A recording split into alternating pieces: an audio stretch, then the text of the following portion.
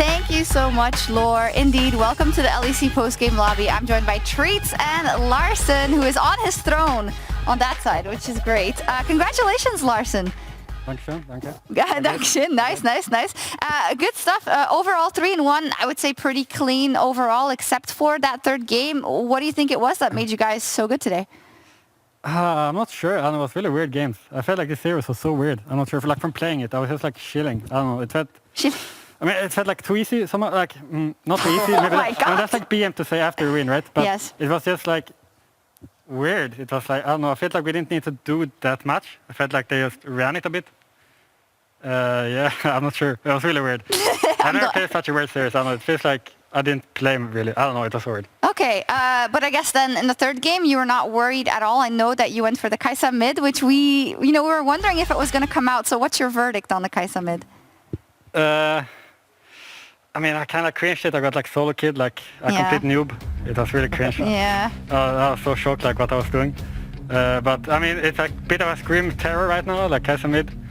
It's terrorizing quite a bit. So we want to like try it out, and well, it didn't succeed. But I'm not sure. It usually like works well in scrim because it's like scaling well, and people are like inting, so you get like 3 kills, and then you're like suddenly out of control. But then you play on stage, and then my team is not inting, and you're not getting 3 kills, and then you're suddenly just not doing anything. So I'm not sure. I mean, I think we'll see it more, and then we'll see how we judge it. Okay. Treatz, he said that he thought it was weird for him to judge this series because it seemed like Misfits was kind of giving them a lot. Yeah. Did you see it also that way for at least the 3 games that they won? Definitely on the wins, I would say that it looked kind of easy from Rogue's perspective. I think it was kind of just farming and taking good fights, and they kind of gave the fights away. So yeah. It definitely looked like it was a breeze to play from that perspective, from like a fighting perspective. They messed up a lot of times. You guys took advantage, and it kind of just snowballed, and then it turned out into a win. So yeah, I would have liked to play this series as well from Rogue perspective. Yeah, I don't know. I felt like I wasn't doing much. It's like I felt like I was just chilling. Like between the games, I was trying to hype myself up because it just felt like too easy. So I was like, really. Usually I'm like a bit nervous. I'm like a bit like hyped for the games. But I don't know. Like between these games, I was not. I don't know. I was really sleeping kind of. So I was just trying to hype myself up. Because yeah. Yeah, maybe it's a bit disappointing because we were also building it up as like, Vitio, who is like high, everyone's talking about MVP and whatnot, versus you, who you also had an amazing split, even though I feel like people haven't talked about you that much, but you were playing really well. It's weird that the series wasn't about mid. Was that maybe what's confusing to you, or? Not really. I mean, I guess not much happened mid, yeah. Yeah. I guess not much happened mid. It was not too much. I mean, I was kind of playing out of scaling champs as well, so it was... well, hard to do like too much around mid as well. I guess it's that, like I played a lot of what I played, like Alcy, Orianna, Kai'Sa, Lucian. Something else. Lucian. Yeah. Oh, yeah, that was fun though. But other games are like kind of scaling champs, so I guess that's why I was sleeping a bit, because yeah, you can't do as much. Okay, so I think maybe that's the point, because we knew how strong VTO could be, but there was just no opportunity for Misfits to get him rolling. Maybe in this last game though. Yeah, I mean, I felt like since you're like the stable core of your team and VTO is like the explosive guy, it's kind of on them to like start up the fire in mid, right? But it didn't really happen, so I guess you're happy from that perspective. Like your win condition came online, theirs didn't. But otherwise, I think that like Vitio didn't have a bad series whatsoever, but he wasn't really online, and he needs to do more for Misfits to win, right? I think that's the difference. I mean, if they're gonna win, he needs to like pop off, right? That's just how it is with them. And I guess he didn't pop off. I guess so. Yeah. Yep. Yeah, who did pop off though was Orewamne and Malrang a lot in the top side in a couple of the games, and Malrang is actually the Kia player of the series with 50% of the votes. Nice. And yeah, we've been hyping up Malrang a lot. How has he been evolving in the last couple of weeks now that you had even more time to scrim and into the playoffs, you feel? Definitely we were like flipping some stuff with Malrang was like flipping maybe a bit too much. And I think in this series I saw like a more composed Malrang. Yeah. Okay. I mean, obviously still like aggressive, right? And it goes for plays, but it was a bit more composed, I think. So that's like an evolve, I guess. I don't know if you guys noticed it, or it's only what I think. I felt like, especially on the Jarvan, he had like not a super easy game to engage, but I felt like he got good angles and didn't die after, which I think can happen a lot on Jarvan, where you just jump in and then like trade 1-for-1. Yeah. But he definitely looked a bit more composed than in the regular season, I would say. Yeah, it definitely makes sense. Yeah, I mean that's how Evolve. I mean, I think in the past weeks, especially, we've been focusing a bit more on like farming for Malrang, so he's like not flipping too much. Which I mean, I think we saw it today. I think we saw it a bit today. He was farming a bit more than usual, so it's like nice to see that. I mean, it's like kind of easy, right, to farm. It's not like complicated. People are like saying, "Oh yeah, when players come, like Malrang and Rogue, they're just fucked. Malrang just flip ganks, and people just read them, like they will just not die to flip ganks, and it's over for Rogue." But it's like very easy to farm, right? You just like hit camps, you just hit them, and then you just like go around and base, and then the full clear again. Yeah, it's like not very easy, complicated, right? What you're like, saying is jungle is easy. Yeah, it's pretty easy and broken. I think everyone agrees on that. It's like if I play jungle solo queue, I will look to 10-0 every time. And yeah. Okay, I see. Yeah. Yeah, okay, nice. Luckily, we don't have to see that. I do want to ask you about, Misfits did claw that game back, right? And you know the narrative, and everything said about Rogue in terms of maybe choking a little bit or not being able to come back from that. So I'd love to know from your perspective, because you just said, hey, I do get nervous sometimes before games, but with the team composition like it is now, how do you think it's going in that front? I think everyone's doing so good today. Like everyone was so calm all the time, and people were like so focused. I felt like there were no nerves like at all, no nerves like in any of the games, which is really, really nice to see. Because I think in the past years we had like some nerves. I mean, our team environment was pretty bad playoffs last year, like in both playoffs actually. Mm-hmm. And I mean, we're way better vibes now, and like it's just trust each other. It's like so easy to play, but last year we didn't trust each other. I'm also not sure about this narrative. Like I don't completely agree with it. That we're like playoff inters. You don't have to. Because in summer split we're definitely playoff inters, right? But it's also like comes from a different. The problem we had last year is not going to happen this year. It's literally impossible. We had some very bad environment, and we just crumbled when pressure came because people couldn't handle pressure that well, I think, and we just like became very toxic environment, which is definitely not going to happen this year. That's for certain. And I think like for Spring Split, we didn't have that bad of a playoff, right? We like went 2 in the final and then got reverse swept, so it was like super close. That's where it also comes from, I guess. But I mean, that's maybe not fair. But that's if you not go fair. into that Spring Split, right? Yeah. G2 was the favorite. G2 was the favorite for Spring Split to win. And it's like they came third place. And then in summer, G2 entered it again after having like a super strong second half to split. So it's like, we had like a really bad summer split, right? Where we kind of choked, but there's like other teams like G2 also run it down like both players, right? So if you want to force a narrative, maybe like go to G2. Like, wait, you want us to force a narrative about G2? Yeah. That's all we do, Larssen. This is great. Yeah, but just make the choking narrative for G2. Just take it away from us. Hey, that's fair. By the way, you don't have to agree with the narratives, right? That's the whole point of it. Because we have to find something. If you're playing so good and you're first in the regular season, what else are we going to talk about? Like my 5 cents on the matter. I hear it so much, right? I hear it so much. Yeah. Usually when you hear it like so much, it kind of gets to your head a bit, I think. So it's our fault.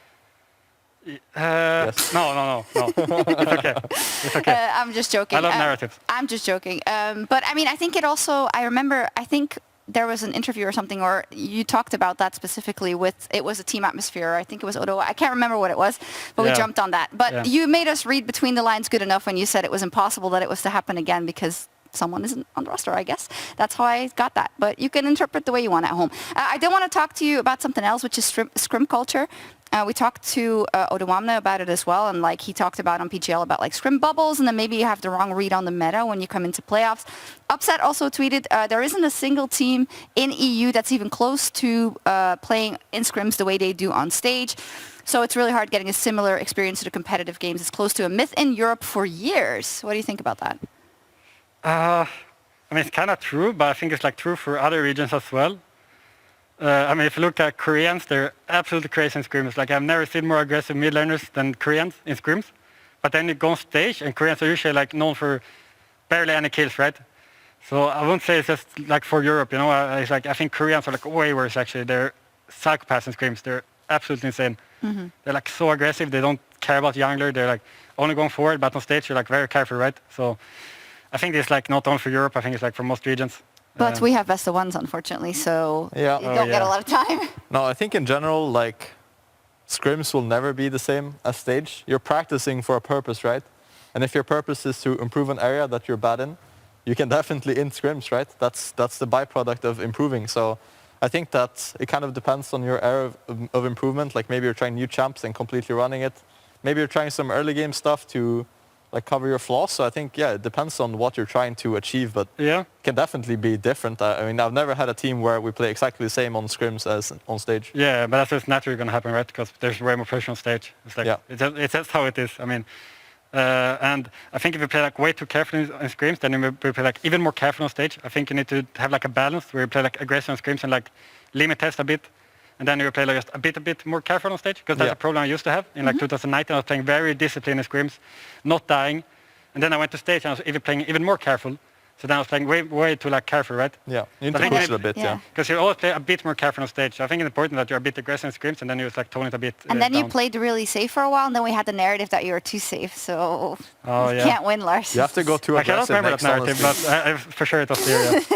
I'm not going to remind you of it then. Let's take a look at the bracket then. So Misfits now falls down to the lower bracket, the loser bracket rather. Their position though depends on the result of tomorrow, because they were 3rd seed. If Fnatic were to lose, that means that Fnatic would jump to the next round, and that would mean that Misfits is going to play immediately against XL or Vitality's winner. Though it depends on the result, really. But Treatz, what do you think about Misfits and a possible run through the loser bracket? I mean, I would say a complete run-through of the loser bracket would be hard. I think the first round, like winner of XL Vitality, Misfits has the chance to beat. I think whoever comes after that would be very tricky for them on paper.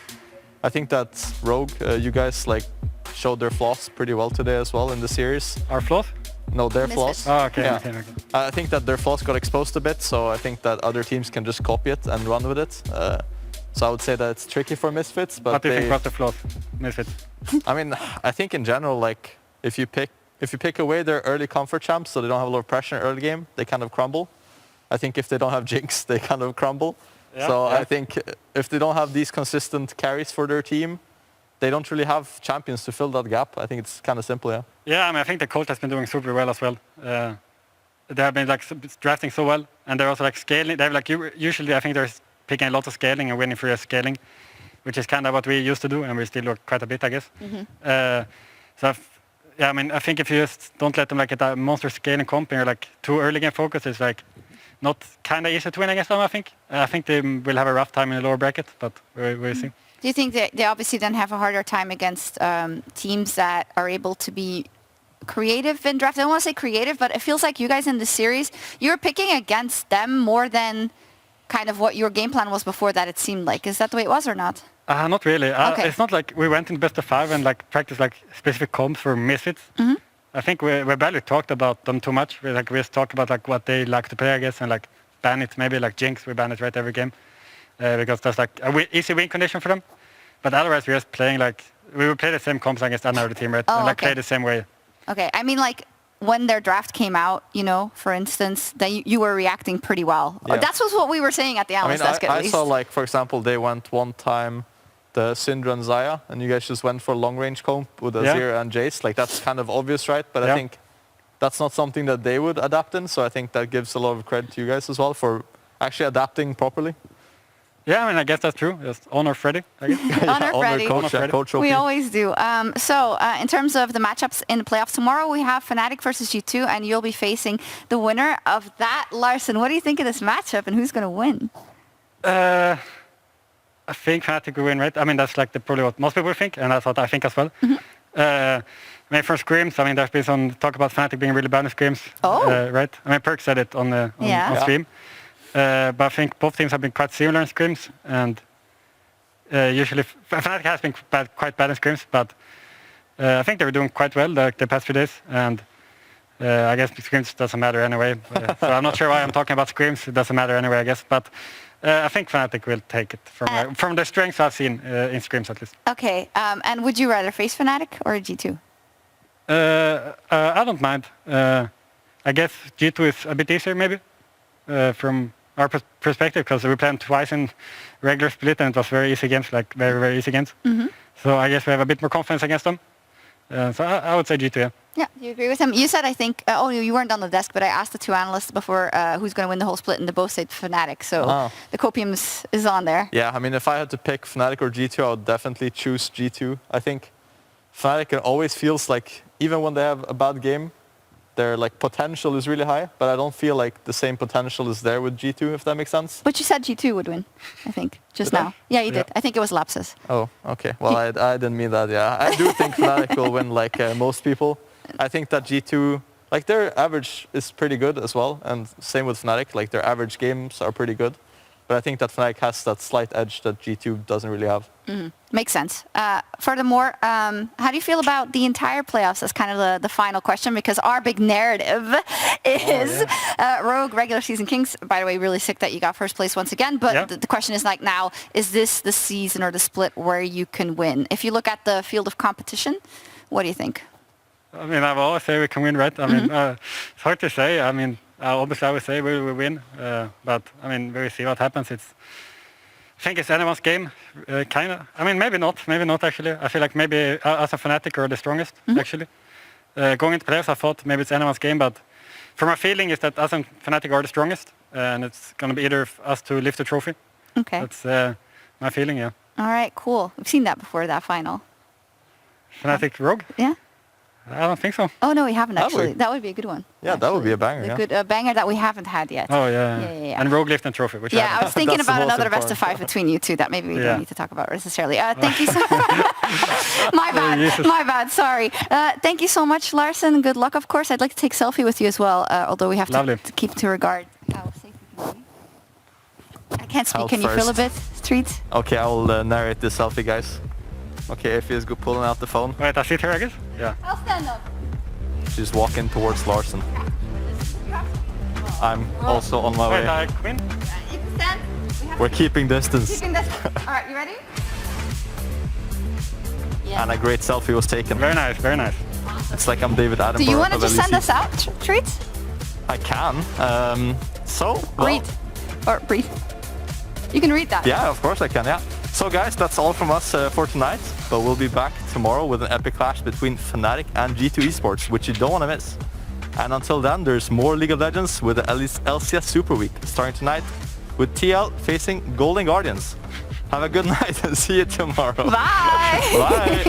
Bye!